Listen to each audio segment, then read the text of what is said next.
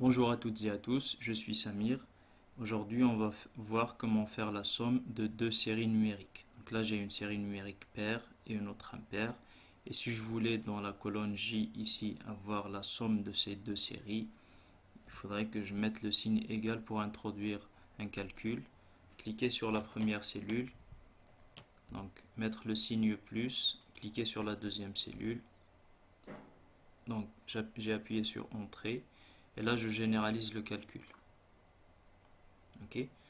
Donc, si je voulais faire donc la somme de chacun des éléments de cette série-là, qui est la somme des deux premières séries, et d'un chiffre quelconque qui se trouve dans une cellule, en l'occurrence là, le résultat que je voudrais c'est 1 plus 5, 5 plus 5, 9 plus 5, etc.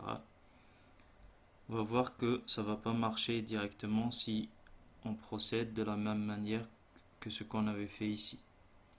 Donc je fais exactement la même chose que ce qu'on avait fait juste avant. Je valide, je généralise sur le coin. Et là je vois que le calcul a bien été pris en compte pour la première cellule, mais pas pour les autres cellules. Pourquoi le calcul n'a pas été pris en compte pour les autres cellules? C'est parce qu'en fait, Excel, pour lui, on a aussi donc voulu comment dire, incrémenter le calcul un peu comme ce qu'on avait fait ici. Donc il a incrémenté la cellule à chaque fois qui permettait de faire le calcul. Voilà. Si je voulais faire en sorte que cette cellule soit tout le temps celle-là, donc il faudrait que je mette l'adresse absolue de la cellule.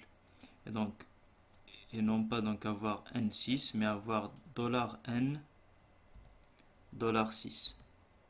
Je valide, je généralise, et là j'ai le bon résultat. Si je voulais avoir le même résultat, mais sans pour autant mettre deux fois le dollar, je peux faire ça en mettant juste un dollar avant la lettre. Je généralise. Et là, j'ai le même résultat.